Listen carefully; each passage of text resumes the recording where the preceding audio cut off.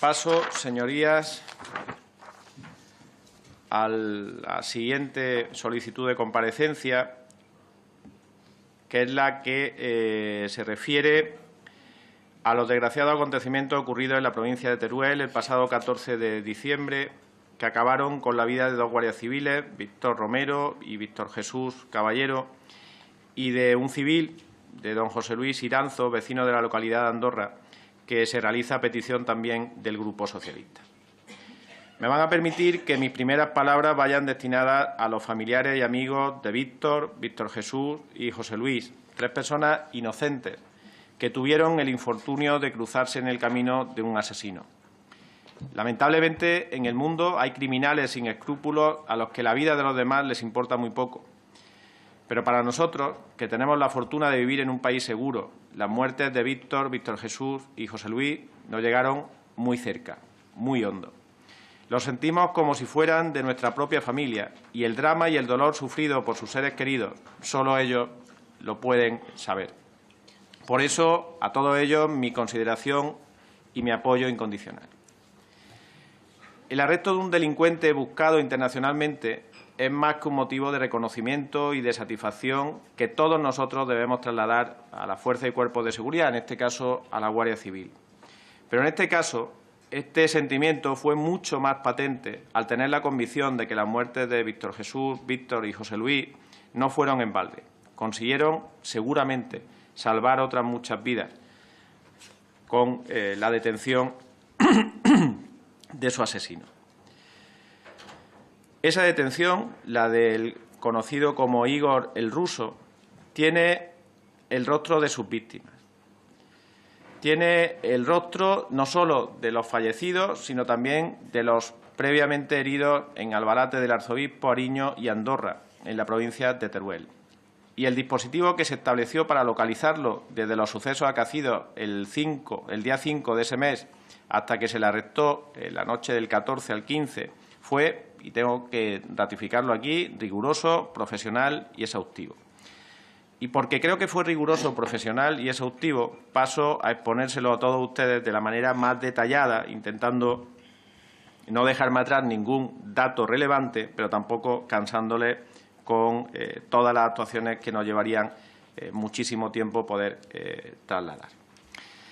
La comarca de Andorra, en Teruel, se caracteriza por su baja densidad de población y la dispersión sobre el terreno de pequeñas casas de campo, la mayor parte de ellas deshabitadas durante la mayor parte del año, conocidas como masicos, donde en ocasiones se producen, como en otros lugares de nuestro país, robos en los que se sustraen alimentos, utensilios, herramientas, etcétera.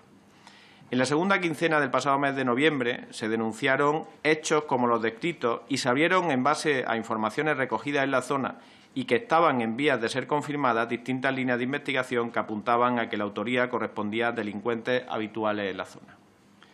Hechas estas consideraciones iniciales, le relato la cronología de los hechos y las actuaciones de la Guardia Civil que le permitirán, así lo espero por lo menos, acreditar la profesionalidad y el trabajo riguroso desarrollado por los responsables del dispositivo.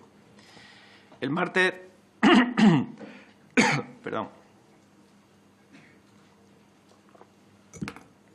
El martes 5 de diciembre, sobre las 19 horas, se tuvo conocimiento de que el propietario de un masico situado en una zona aislada rural y un cerrajero que le acompañaba a dicha vivienda para arreglar la cerradura de la puerta, que según el propietario no funcionaba bien, aunque no se encontraba forzada, resultaron heridos de bala por disparos efectuados por un hombre que se encontraba en el interior de la vivienda, consiguiendo huir los heridos y llegar uno a pie y otro en coche hasta la puerta del acuartelamiento de Albalate del Arzobispo. En ese momento solo se disponía de datos muy generales sobre las características descriptivas del autor, aportados por las propias víctimas, que se trataba de un hombre alto, fuerte, vestido con ropa, botas y gorra militar de camuflaje y que efectuó varios disparos con un arma corta. Inmediatamente se trasladan al lugar varias patrullas de servicio y el equipo territorial de Policía Judicial, que realiza una primera inspección ocular. Tras comprobar que no había nadie en el interior del masico, se inicia un dispositivo al mando del alférez adjunto de la Compañía de Alcañiz para acordar el lugar para acordonar el lugar y rastrear la zona, en el que participa una patrulla de tráfico de Alcañiz, una patrulla de Andorra, una patrulla de Alcañiz y a efectivos del puesto de Albalate del Arzobispo y de Alcañiz.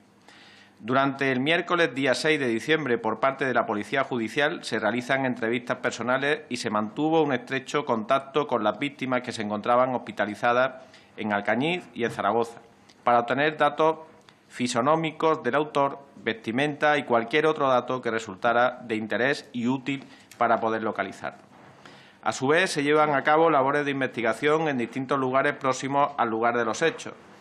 Derivado de ello, se realizan gestiones y se solicitan las grabaciones de todas las cámaras de la gasolinera próxima al lugar de los hechos del día 5, para analizar las imágenes y determinar la existencia de algún vehículo o persona que pudiera estar relacionado con el autor. También este día se confecciona la solicitud y remisión urgente de BTS, de repetidores de telefonía móvil, dirigida al Juzgado de Instrucción de Alcañiz, al objeto de analizar todos los teléfonos que se pudieron conectar durante el periodo temporal de los hechos. Además, personal técnico de Policía Judicial se traslada a todos los lugares de la zona donde se habían producido robos para la extracción de datos o indicios que pudieran también aportar alguna información relevante sobre el posible autor o autores. Hasta ese momento se sigue sin disponer de datos sobre las características ni identidad del presunto autor o autores, ni su paradero, ni se tiene la certeza de que siga en la zona, pero no obstante se mantiene un dispositivo de control y de rastreo que se mantiene durante todos esos días. Durante el jueves día 7 de diciembre, por parte de la Policía Judicial de Alcañiz, se constatan indicios de entrada en Masicos, de similar modus operandi, donde una persona podía haber pasado la noche del 6 al 7, aunque sin tener la certeza de que la entrada se produjera con anterioridad al día 5. En un masico próximo al lugar en el que se produjeron los disparos del día 5 y del que se habría llevado algunos alimentos, agua, una manta y una radio, se localiza durante la inspección ocular cierta evidencia para análisis biológico. A raíz de ello, se prepara un dispositivo más amplio para abatir la zona a la mañana siguiente y se solicitan apoyos a la zona de Teruel, servicio aéreo y cinológico. El viernes día 8 se realiza un amplio dispositivo para reconocer toda la zona. Ese dispositivo es dirigido por el capitán jefe de la compañía.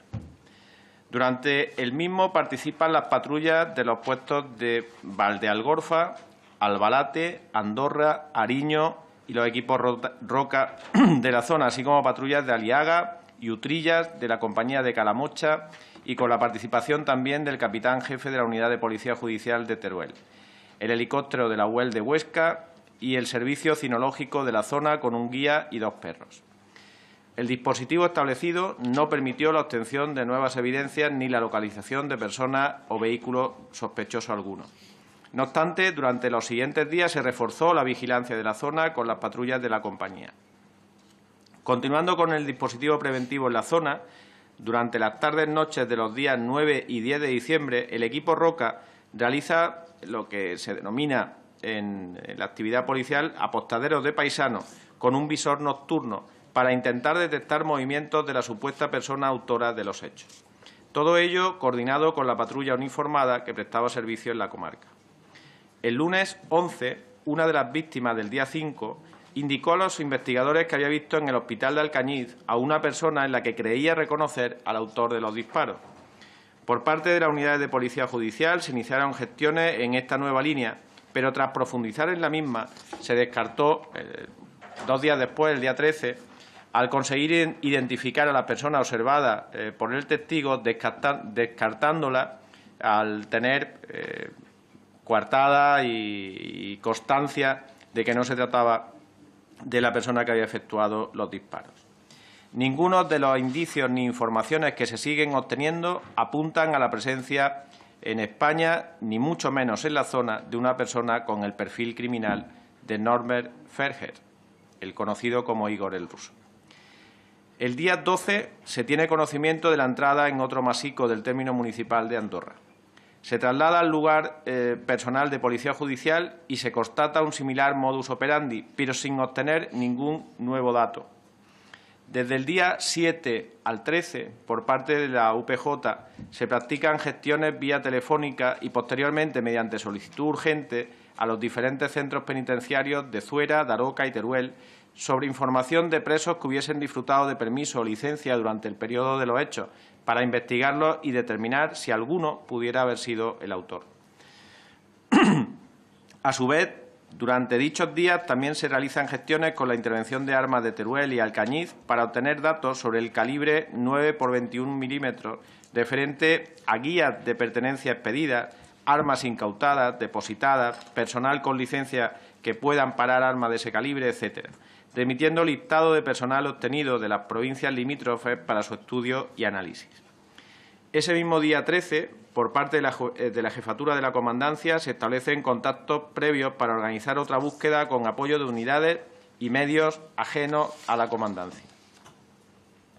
En la mañana del día 14 de diciembre, el capitán jefe de la compañía de Alcañiz hace todo el recorrido que supuestamente ha ido haciendo el posible autor de los robos en distintos masicos de la zona y solicita apoyo a la Comandancia para realizar el día 15 una batida más amplia por la zona del Ventorrillo, solicitando para ello apoyo del helicóptero. Se realiza en esta zona porque entendían que podía ser el que diera continuidad a ese itinerario que hasta esa fecha se había seguido.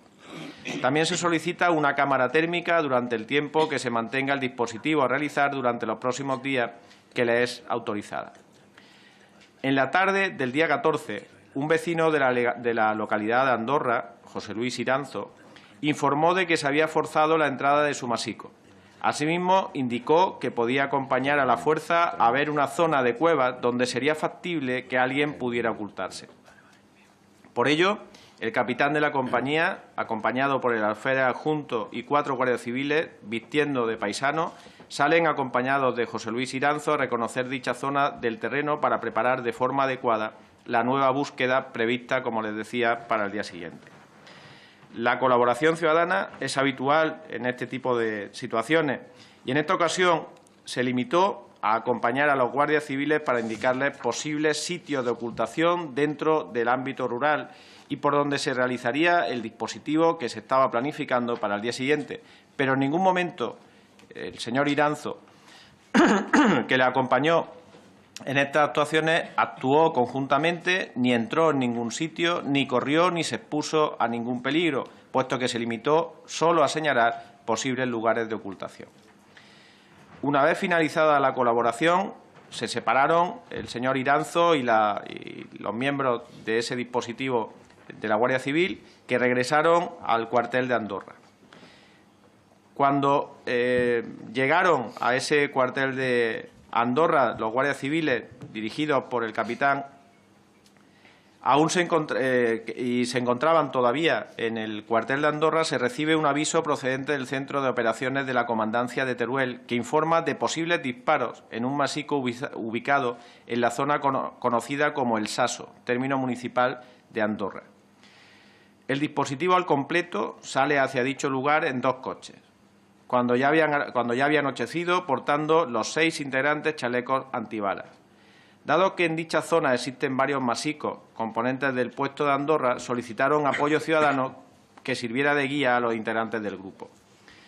En el recorrido hacia el lugar indicado se observa un vehículo estacionado con las luces encendidas en las proximidades de una casa de campo, por lo que un vehículo con 4 integrantes del grupo continúa en ruta para dirigirse hacia el lugar del aviso y el otro, con 2 guardias civiles, se trasladan a verificar el vehículo estacionado, que al aproximarse seguramente reconocieron como el vehículo de don José Luis Iranzo. Y digo que al aproximarse porque les recuerdo que a esa hora ya había anochecido.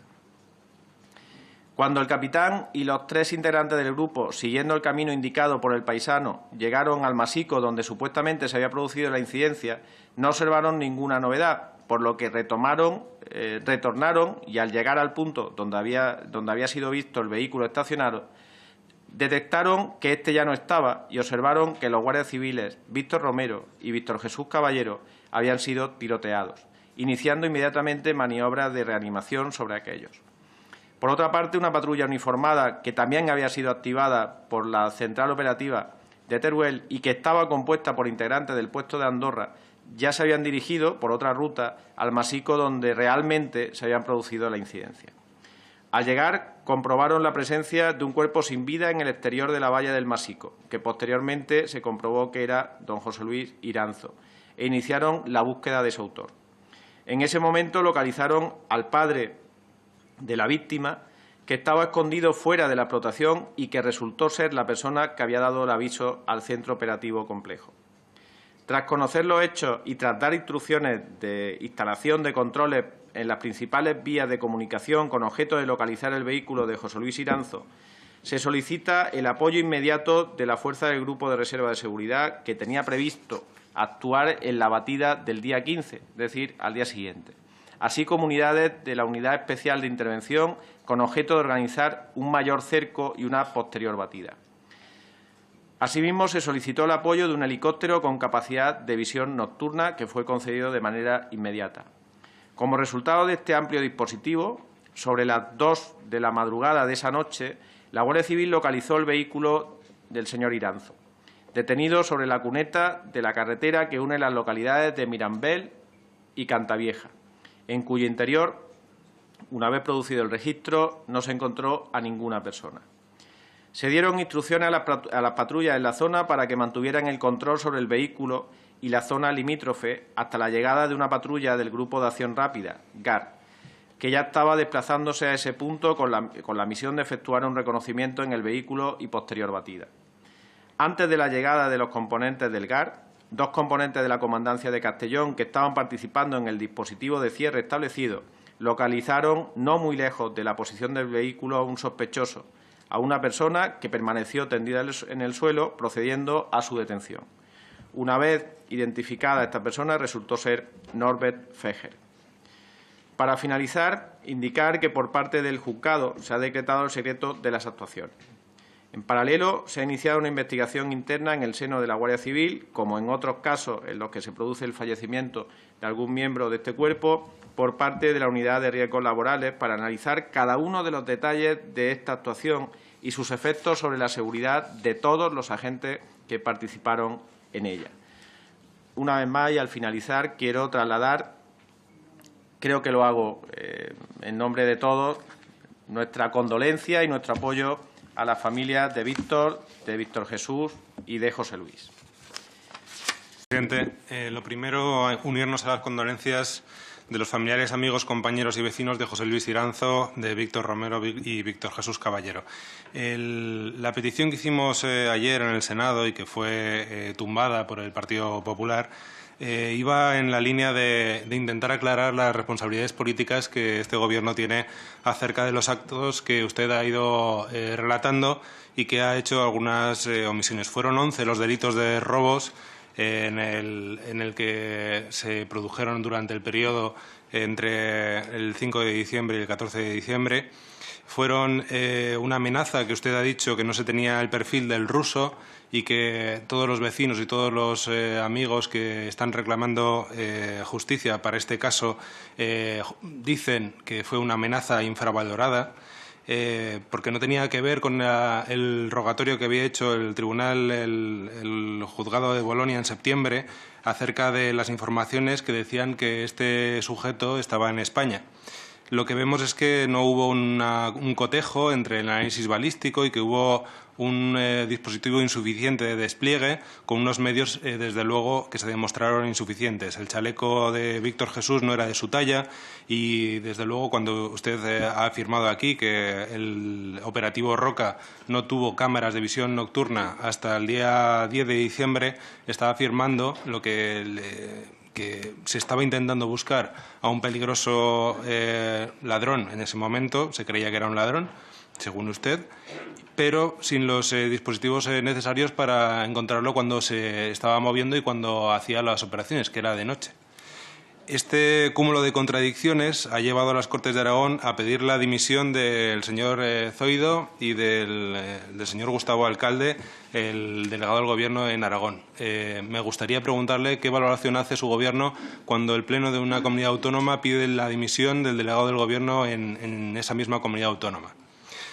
La responsabilidad política que se está pidiendo aquí es simplemente porque bueno, está amenaza infravalorada viene también del informe último que se ha sabido sobre el Laboratorio de Criminalística de la Guardia Civil de Zaragoza, en la que dice que, pese a lo que usted nos ha señalado hace un momento, de que estaban señalando lugares de ocultación y que no se acercaba en absoluto a ningún lugar con amenaza, fueron realizados los disparos entre 35 y 1,5 metros al señor José Luis Iranzo, a un vecino que no debía estar allí, que estuvo ahí seguramente para intentar ayudar, pero que desde luego no conocía ni él, ni al parecer ninguno de los guardias civiles, ni el resto de la población, las amenazas a las que se estaban enfrentando. Y lo que queremos saber es qué responsabilidad tiene el Gobierno con no haber evaluado adecuadamente esa amenaza.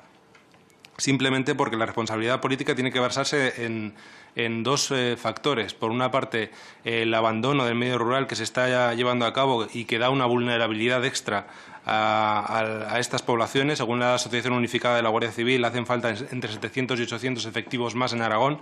Y la segunda, que es la que está pidiendo la familia y el entorno de José Luis Iranzo, es que nos digan la verdad, que no nos mientan, que no nos traten como un colectivo infantilizado en el mal sentido de la palabra, de que no se nos puede hablar con seriedad y que se tienen que atener a un cúmulo de contradicciones que, ya digo, han llevado al Pleno de las Cortes de Aragón a pedir la dimisión del señor Gustavo Alcalde. Muchas gracias. Señor Urquizu. Vale, muchas gracias, señor presidente. Mi intervención tiene que ver justamente con las tres personas a las que han mencionado usted y algún compañero más, y quería volver a recordar: José Luis Iranzo, Víctor Romero y Víctor Jesús Caballero. La información que usted ha traído aquí no dista mucho de lo que nos respondió por escrito recientemente. Lo que sucede es que ustedes creo que no están contando todo lo que sabemos sobre ese caso. Y permita que vaya un poquito más atrás. Mira, aquí tiene, en mayo de 2017, el año pasado, el Tribunal de Bolonia emitió un informe desde la Fiscalía y esto se convirtió en una orden internacional de búsqueda y captura de el presunto, no, sino ya asesino Robert Ferrer, de estas tres personas. Esta orden internacional llegó a España y, como ustedes reconocen en su respuesta escrita, el 8 de septiembre ustedes ya tenían constancia de que esta persona podía estar aquí. Incluso se desplazaron policías italianos para buscarle. Acabamos de saber recientemente que en los meses de septiembre y noviembre, por un informe interno de su departamento, hubo policía en Málaga y Algeciras que estaba buscando a esta persona. Es decir, que había un cierto rastro de que esta persona podía estar en España y que ustedes estaban buscándole. Y todo esto sucede al mismo tiempo que el 5 de diciembre se produce ese primer tiroteo en Albalate de Arzobispo, que, como recoge la prensa y acaba de decir usted, en ese tiroteo aparecen unos casquillos de 9x21 que, como usted debe saber, es munición que solo se utiliza en Italia. No se utiliza en ningún sitio más, en Israel. Italia e Israel. Y es raro que ustedes estén buscando a una persona, que haya una orden internacional, que haya casquillos de una munición que parece ser que procede de Italia y que no hagan nada. Y es relevante porque en el informe que emite la Fiscalía de Bolonia, lo que hace, y cito textualmente, es describir una pistola semiautomática cromada de 9x21. En este informe, en varios párrafos, describe constantemente el arma que luego utilizó Robert Ferrer en los asesinatos de Teruel. Así que había información sobre la mesa que solo había que poner, digamos, toda junta. Es posible que eso sea difícil, es posible seguramente que haya dificultades para hacerlo, pero sí que había muchas pistas de que algo raro estaba sucediendo en aquellos momentos en la provincia de Teruel. Y se lo digo no solo porque yo resido en esa comarca, es decir, porque lo viví en primera persona, sino porque casi toda la gente de ese municipio, o esos municipios, estuvieron muy intranquilos esos días. En la descripción que usted ha hecho del operativo, efectivamente, ha hablado de 2 veces de la utilización de las unidades aéreas, 2 veces de rastreo con perros, la policía judicial, que es algo normal que se produce siempre después de un tiroteo, y el equipo Roca, de los cuales 2 de los fallecidos formaban parte, y en la actualidad solo tenemos 2 miembros del equipo de Roca en esa zona. Es decir, que es un equipo bastante reducido. Lo que pasa es que cuando sucedieron los hechos, el 14 de diciembre, de repente aparecieron los grupos de reserva y seguridad, que por cierto tienen una unidad en Casetas, nada lejos de aquella zona, apareció el grupo de acción rápida, apareció la unidad especial de intervención. Y por eso mi pregunta, o primera pregunta es, ¿no cree usted que tenían que haber ido antes? ¿No cree usted que los cuerpos de élite de los cuerpos de la Fuerza y Seguridad del Estado tenían que haber ido mucho antes a la zona? Porque si teníamos una munición extraña, si teníamos una pista internacional, ¿cómo es que no fueron o ustedes ordenaron mucho antes la presencia de estos cuerpos, que efectivamente en hora y media aparecieron y en 8 horas localizaron a la persona? ¿Cree usted que efectivamente si estos cuerpos hubieran aparecido antes, las personas fallecidas pues seguramente no estarían ahora mismo fallecidas? ¿Realmente cree que si hubiesen venido estos cuerpos de élite y hubiesen estado buscando y rastreando la zona, seguramente José Luis Iranzo, que es lo que estaba haciendo colaborar con los cuerpos y fuerzas de seguridad del Estado, pues no tenía que haberlo hecho él, haber colaborado? José Luis Iranzo era un líder sindical y hace 6 años, a través de su sindicato COAG, denunció la inseguridad que había en el mundo rural. Y hay pruebas que recientemente hemos podido en los canales de televisión, en programas dedicados a la agricultura. Él ya decía que esto era un problema grave y que tenía que ver con robos, con hurtos. Y en realidad lo que José Luis estaba haciendo era describir lo que estaba sucediendo en ese mundo rural, donde nosotros constatamos que hay una falta de efectivos, y que eso también depende de su departamento. Le acabo de decir que en el equipo Roca solo hay 2 integrantes en estos momentos en la zona de la provincia de Teruel. ¿Cree que con eso es suficiente como para poder prestar servicio en el mundo rural y preocuparse por la seguridad de los ciudadanos? Porque, en el fondo, lo que estamos debatiendo aquí, y esto me parece muy importante, es que mucha gente en mi provincia se está preguntando si esto se podía haber evitado. Si lo que sucedió se podía haber evitado. Si se pusieron los medios adecuados entre el día 5 y el día 14 de diciembre, si usted está satisfecho con esos medios, si está satisfecho con su representante del Gobierno en la provincia de Teruel y en la Comunidad Autónoma de Aragón, con el señor Gustavo Alcalde y con el señor José María Valero. ¿Está usted contento con su actuación en aquellos días? ¿Puede afirmar con seguridad que se actuó realmente con diligencia? ¿Realmente se hizo todo lo que se pudo? ¿Realmente lo puede usted decir que se hizo todo lo que se pudo, que en 10 días solo se utilizaron 2 días los medios aéreos y los medios de rastreo con animales? En realidad, lo que nos gustaría es que reflexionara para que esto no volviera a ocurrir. Que no volvamos a ver en el mundo rural una situación como esta, de miedo, como se vivió durante muchos días en aquella zona, de gente que iba a trabajar al campo y no sabía muy bien qué es lo que estaba sucediendo porque habían disparado a bocajarro a 2 personas en un masico, como usted ha descrito, y les habían intentado matar porque les había disparado a bocajarro y habían llegado por sus medios al cuartel de la Guardia Civil más próximo. Pero a partir de ahí, como usted ha descrito, los medios realmente no eran muy suficientes, y porque en el fondo, y aquí me gustaría acabar mi intervención recordando de nuevo a José Luis Iranzo, porque lo que nosotros estamos intentando defender aquí es una sociedad, como decía él, donde ser valiente no salga caro y ser cobarde no valga la pena. Muchas gracias. Mire, yo no sé no sé cuál es el objetivo, o sea, no sé qué es lo que queremos. Y después de escucharle, todavía lo sé menos. No sé si lo que están planteando es que la Guardia Civil actuó de una forma incompetente. No sé lo que quieren decir, de verdad. Sinceramente, no sé a dónde quieren llegar. Mire, están haciendo alusión a tópicos que funcionan y que, bueno, pues esperan, aprovechando que el Pisuerga pasa por Valladolid, que se pueden utilizar y que se le puede dar salida y se le puede sacar jugo. Yo creo que es un error. Es un error que se basa en algo que cuando un partido no ha tenido nunca responsabilidad de gobierno en nada, bueno, pues puede ser una escapatoria fácil, pero que cuando uno, en su caso, tienen ya un gobierno en municipios importantes en el que saben que no se puede controlar absolutamente todo, que no se puede tener la garantía de que todo funcione de acuerdo con lo que uno quiere, donde se sabe que los medios son finitos, que son los que son, y que no se puede llegar o no se puede aspirar a que todo quede bajo una especie de control demiúrgico que haga que nada se mueva de lo que está previsto, ya deberían salir de esa actitud. Porque con la misma vara de medir no quedaría títere con cabeza en los gobiernos que ustedes protagonizan. Más aún me sorprende en un partido que fue de gobierno, que tuvo mucho tiempo la responsabilidad de gobierno, pero yo creo que ha decidido abandonar absolutamente esa posición. Y, sinceramente, me preocupa ese abandono de esa posición. Mire, están trasladando, se ha dicho anteriormente, usted decía, es que solo en Aragón faltan entre 700 y 800 efectivos de Guardia Civil, creo, ¿no? Que ha planteado eso, ¿no?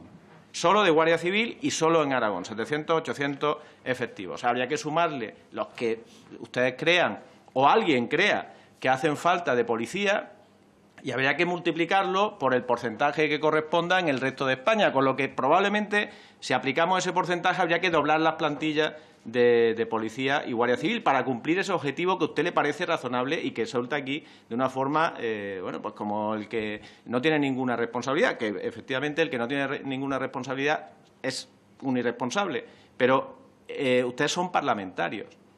Tienen ya la posibilidad de gobernar en muchos sitios y creo que tienen que mirar con otros ojos determinadas cosas. Miren, España tiene en este momento en recursos humanos policiales, en seguridad pública, 235.399 efectivos, sumando el conjunto de efectivos de policía local, policía autonómica, Guardia Civil y Policía Nacional.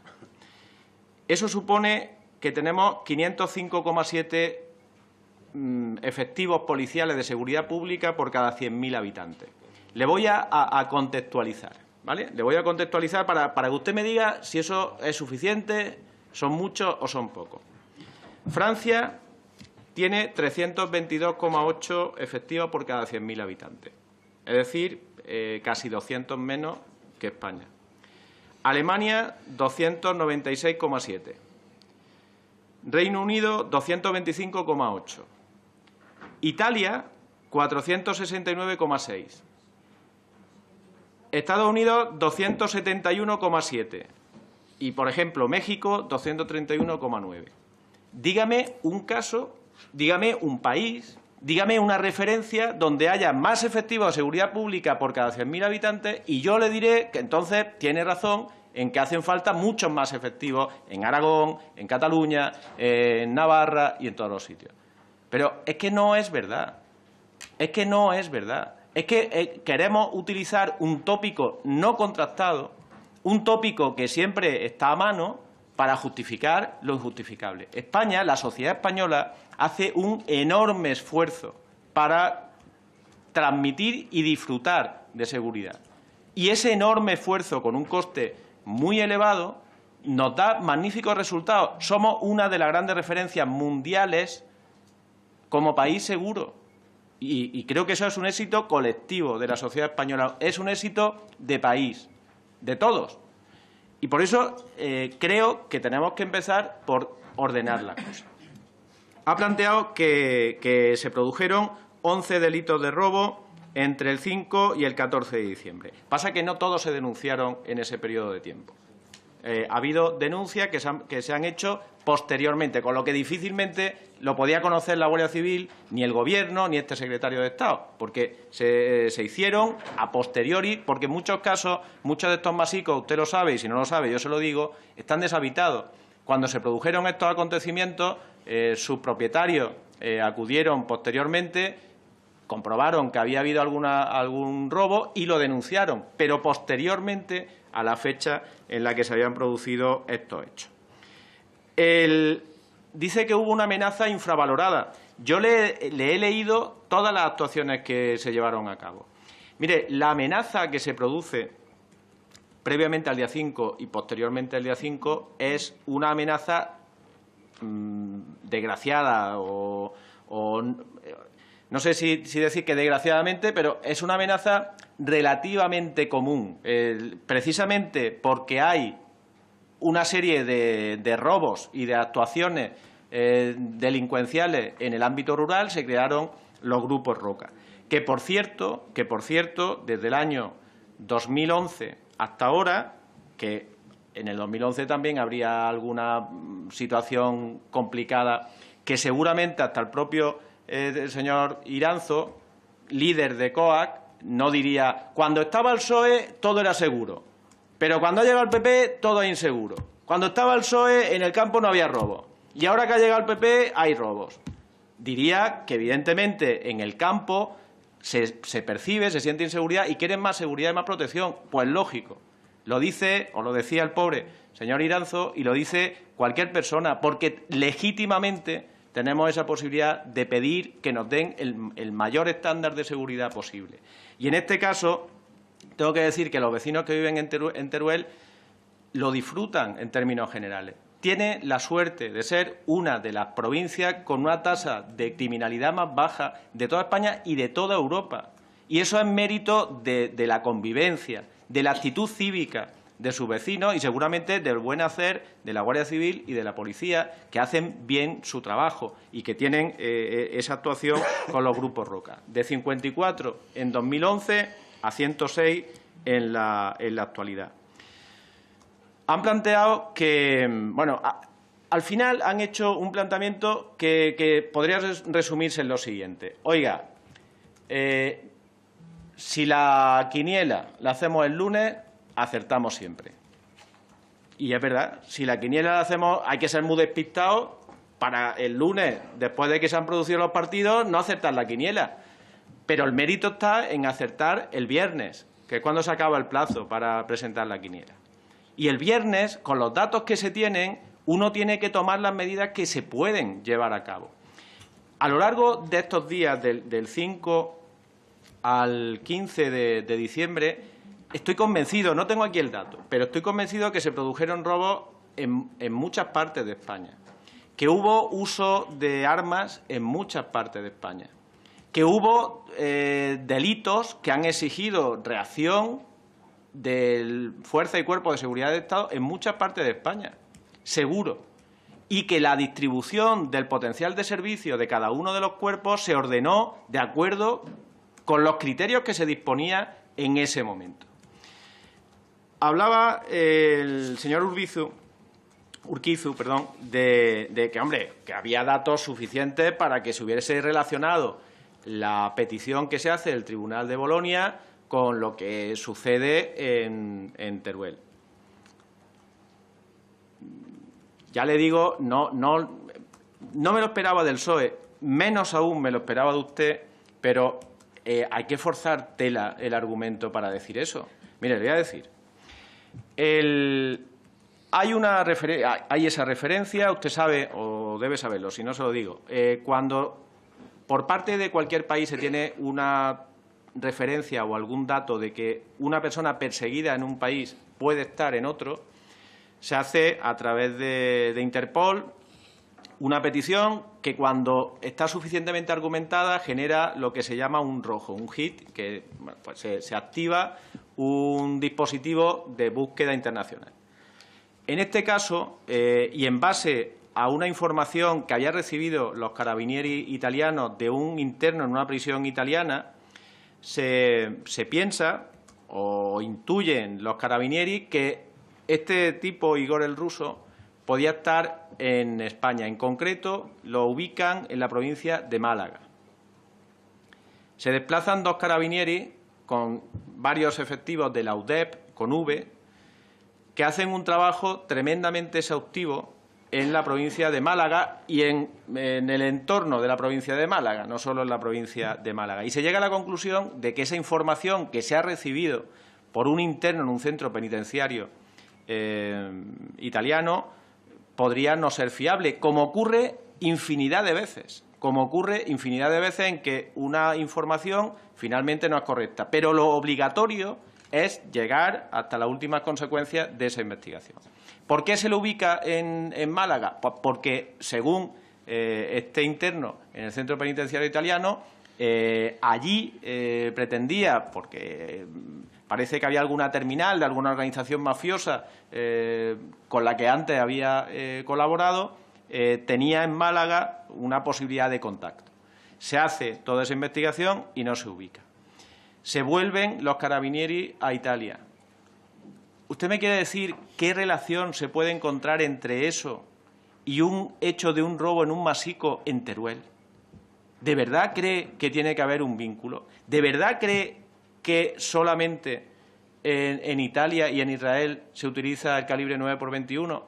Yo creo que debe mejorar su información. Deben de darle más información, porque no es así, Y porque si esa relación que usted me dice se pudiera realizar de la forma tan rápida que el lunes lo hacemos, no el viernes cuando hay que hacer la quiniela, pues evidentemente en España batiríamos todos los récords de esclarecimiento de todo, porque claro, hay que establecer ese vínculo para que eso funcione y actuar con esa rapidez como la que usted dice. Donde, por cierto, de esos rojos de Interpol, esos hits en los que se establecen búsquedas de perseguidos por la justicia italiana, en España hay unos pocos.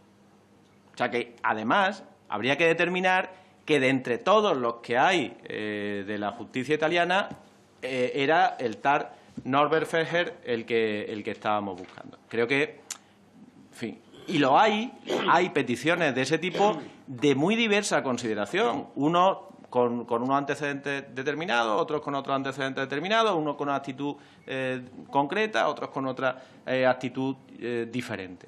Y, evidentemente, no se puede actuar de esa forma. Se pusieron todos los medios que se solicitaron, todos, absolutamente todos, a disposición de las personas que dirigieron la investigación, que hicieron un trabajo ejemplar,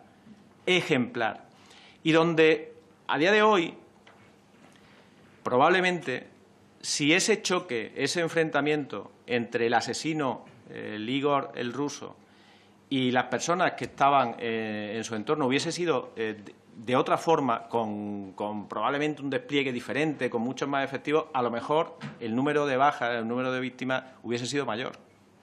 Decía antes que el señor Iranzo era un líder sindical, efectivamente, era un líder sindical. Fíjese, familia muy cercana, muy directa, de compañeros míos de partido. O sea que no solo es el aprecio a cualquier víctima, es que en este caso había un vínculo familiar de afecto y de cariño y de conocimiento muy estrecho. En este tema, como en cualquier otro, pero bueno, hay un componente añadido también de esa proximidad. ¿Quiere el Gobierno aclarar absolutamente todo lo que haya alrededor de esta investigación? Por supuesto. Y en este caso creo que tenemos una obligación con la Guardia Civil y una obligación con los vecinos de Teruel añadida. Y por eso se está trabajando en esa dirección. Y créame que la misma actitud tiene el juez y los fiscales, que van a ir pues hasta el último detalle sobre cada uno de los datos que se puedan abordar, tratar en relación a este tema.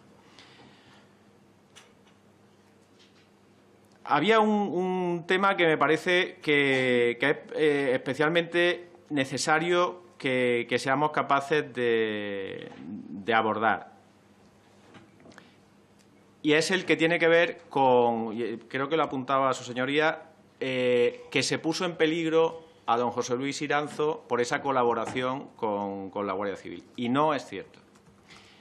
El señor Iranzo, desgraciadamente, se topa con este asesino en su masico, en su vivienda, no en un lugar al que hubiese acompañado a la Guardia Civil, no en un lugar en el que hubiese estado auxilio, colaboración ciudadana con efectivos de la Guardia Civil buscándolo en otro lugar. Precisamente después de haber hecho eso, después de haber acompañado a la Guardia Civil, en su parte, en su decisión personal está ir a su masico, ir a su instalación, y ahí, desgraciadamente, se cruza con este asesino. Y en ese momento parece ser que es cuando le roba su vehículo, que es el vehículo que se encuentran los agentes de la Guardia Civil, que cuando van a comprobar la identidad y la situación del vehículo también tienen la mala suerte de cruzarse con el asesino al que nos estamos refiriendo y pierden la vida. Pierden la vida disponiendo, como decía, de chaleco antibalas, y pierden la vida prestando servicio, que es lo que tenemos también la obligación de destacar. Se están haciendo en este momento dos investigaciones, la que le corresponda y la que le corresponde al juez, y la que se está realizando también por la Unidad de Riesgos Laborales de la Guardia Civil para determinar cuáles fueron las situaciones en las que se produjo ese fallecimiento. Y créame que de toda esa información va a tener conocimiento absoluto todo el que así lo solicite, pero especialmente la familia de las 3 víctimas, porque creemos que es nuestra obligación, porque aquí no es una cuestión de estadísticas o de datos, es de darle cariño, afecto y asumir nuestra responsabilidad con los familiares de quienes perdieron la vida, que es lo que queremos hacer, porque es nuestra obligación, pero porque en este caso, además, y especialmente, creemos que le debemos todos una doble explicación a los familiares. Don Luis. Muchas gracias. Yo no estoy cuestionando su aprecio, conocimiento y afecto del cuerpo de la Guardia Civil. De hecho, le comunico que yo en mi propia familia tengo miembros de este cuerpo y de la policía. No estoy cuestionando en absoluto esa afección personal que haya podido tener en la familia del Partido Popular con el civil abatido, sino que les estoy diciendo que son ustedes más peligrosos por torpes que por malos. Les estoy diciendo que esta tinta de calamar que ustedes expanden cuando estamos cuestionando su labor política sobre la profesionalidad de los cuerpos de seguridad del Estado es poner a los pies de los caballos algo que no tiene por qué estar ahí y que no estamos cuestionando en absoluto.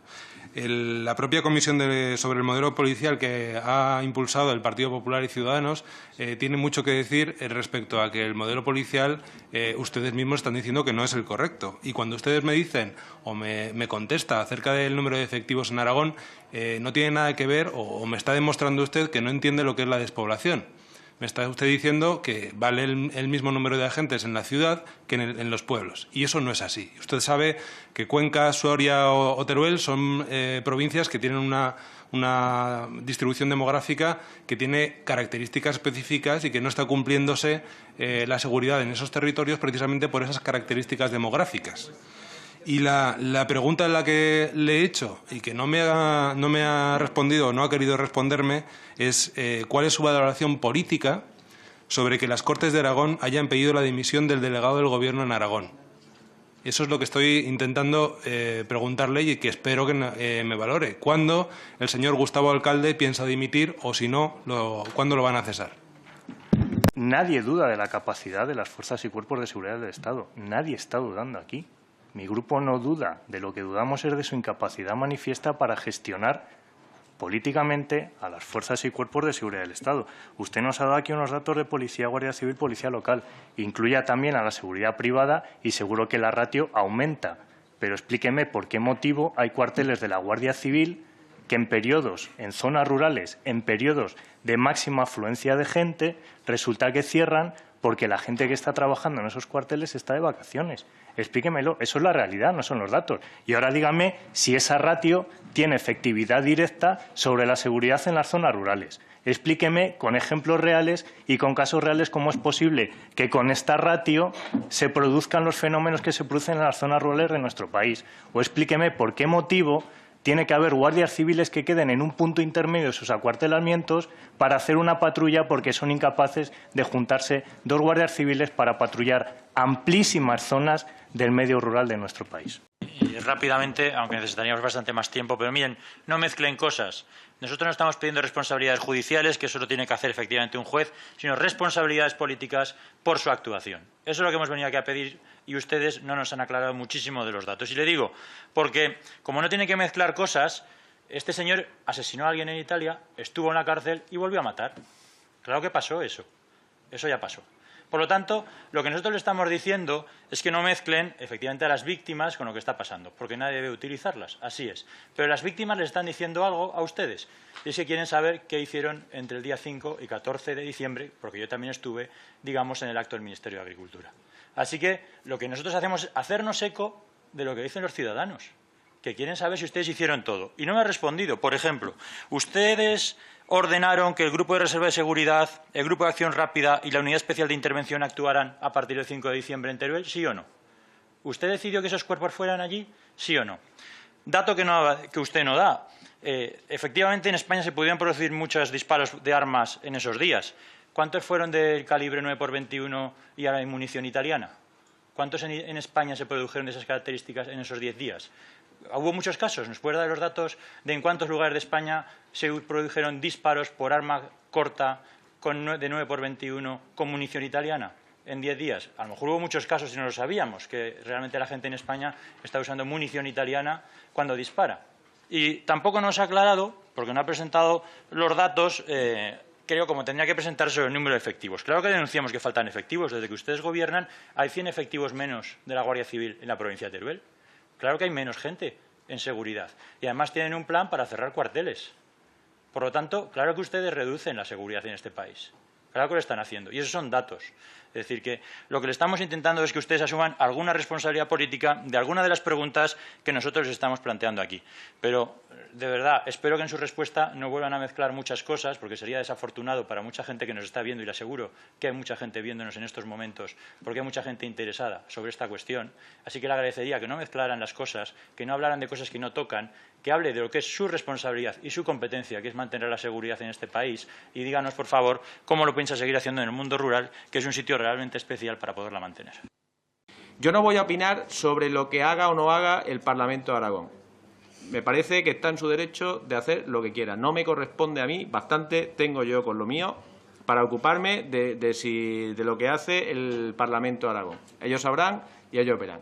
Me imagino que en algunas decisiones acertarán y en otras se equivocarán, porque están formados por personas, y como están formados por personas no son infalibles. Y si ahora se le ocurriera reunirse y decir que es de noche, pues no porque lo diga el Parlamento de Aragón sería verdad, y aunque tuvieran mayoría, pero sería de día. Y seguramente en otras cosas pues harán muy bien su trabajo y acertarán con su decisión, como todos los órganos colegiados que están formados por personas. Aciertan y se equivocan. Y yo no voy a hacer ninguna valoración sobre las decisiones del Gobierno de Aragón. Y mire, ¿sabe lo que ocurre cuando llega el verano en las zonas rurales y en las zonas turísticas, en las zonas de interior y en las zonas de playa? Pues lo que ocurre es que en ese periodo la policía y la Guardia Civil, los policías y los guardias civiles también tienen la mala costumbre de querer tener vacaciones, porque resulta que en esos meses es cuando sus hijos también tienen vacaciones, es cuando pueden disfrutar de estar con la familia, y hemos, entre todos, aprobado normas que les permiten elegir las vacaciones entre los meses de julio, agosto y septiembre. Y como en los meses de julio, agosto y septiembre es cuando pueden pedir sus vacaciones, el número de efectivos se reduce porque tienen derecho a tener vacaciones. Y eso hace que en un momento determinado, donde en muchos pueblos, es verdad, hay más vecinos porque también están de vacaciones disfrutando de su pueblo, o en la playa, o en las grandes ciudades, pues tenemos menos efectivos. ¿Cuál es la alternativa que usted me propone? ¿Que hagamos contratos de 3 meses a policías? ¿Que no les demos vacaciones en el verano? ¿Que les prohibamos que cojan vacaciones cuando lo coge todo el mundo? Dígame cuál es su alternativa. Porque en este momento la única alternativa que podemos hacer es ordenar bien los servicios para asumir ese derecho legítimo que tienen los policías y los guardias civiles y tratar de que eso no afecte o no perjudique el servicio que prestan. Pero yo no le voy a prohibir a los policías que tengan vacaciones. Yo creo que su grupo tampoco. Entonces, pues tenemos que asumir que eso es un hecho con el que tenemos que convivir y que tenemos que asimilarlo. El señor Serrada nos decía que podía haber pedido una comparecencia a petición propia, y ya lo he hecho en 2 ocasiones. Llevo 1 año y poco y ya ha habido 2 ocasiones en las que he hecho una petición de comparecencia a petición propia para informar porque había elementos que me parecían importantes de crimen organizado y trata de blancas, y otro sobre el caso Lezo, que recuerda usted que fue un tema importante. Luego se ha relajado, pero fue un tema importante del que hubo que informar. Mire, me preguntaba, usted, lo hacía el señor Urquizu, ¿usted dio la orden de que los GRS y los GAR fueran el día 5? Yo no di la orden ni el día 5 ni el día 15. Es que no me corresponde a mí dar la orden. La orden le corresponde a los mandos de la policía y en este caso de la Guardia Civil. Son ellos los que saben y los que tienen experiencia y formación para valorar qué fuerza necesitan en cada momento. Yo lo que hago es que cada vez que ellos necesiten una fuerza tengan disponibilidad de esa fuerza. Y cada vez que se hace una solicitud de este tipo, siguiendo los criterios que se tienen que seguir, pues se adopten las medidas correctas, adecuadas y proporcionadas. Y hasta ahora, en el año y poco que llevo en este puesto, creo que no ha habido ninguna vez donde haya hecho falta un servicio concreto, un helicóptero, un barco, una unidad determinada, que no se haya podido prestar o que se haya solicitado por el mando correspondiente y no se haya podido atender esa petición por la razón que fuera. Yo no doy la orden. Yo no doy la orden, ni en este caso ni en ninguno. Nunca es mérito ni mío ni de nadie que no sea un policía o un guardia civil el que se resuelva un caso, se esclarezca o se detenga a un detenido. Nuestra obligación es dotarlos de los medios necesarios para que puedan hacer bien su trabajo. Y mire, yo no sé antes, no sé en otro gobierno, pero el que desde mi puesto intente ponerse a jugar a los policías hace un destrozo brutal. Por eso hay que dejarlos que ellos decidan, que ellos trabajen y que ellos nos digan qué necesitan para hacer bien su trabajo. Y efectivamente, señor Urquizu, no llega a 100, pero en torno a 100 efectivos menos desde que gobierna el PP en Teruel. Es verdad. Lo que usted no ha dicho es por qué.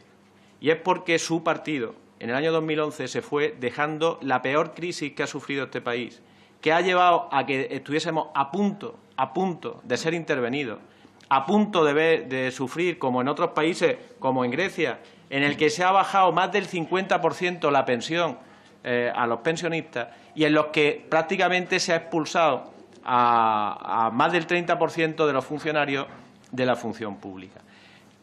Fuimos una etapa dura que ya empezó con su gobierno en el año 2010, en el año 2011, con convocatoria de plazas testimoniales, que se tuvieron que mantener después durante algún tiempo. Pero mire, el año pasado ya hubo un incremento de más de 5.500 efectivos entre los dos cuerpos, un 130% de la tasa de reposición. Este año estará en unas cifras similares, más de 5.000 efectivos que también se van a incorporar.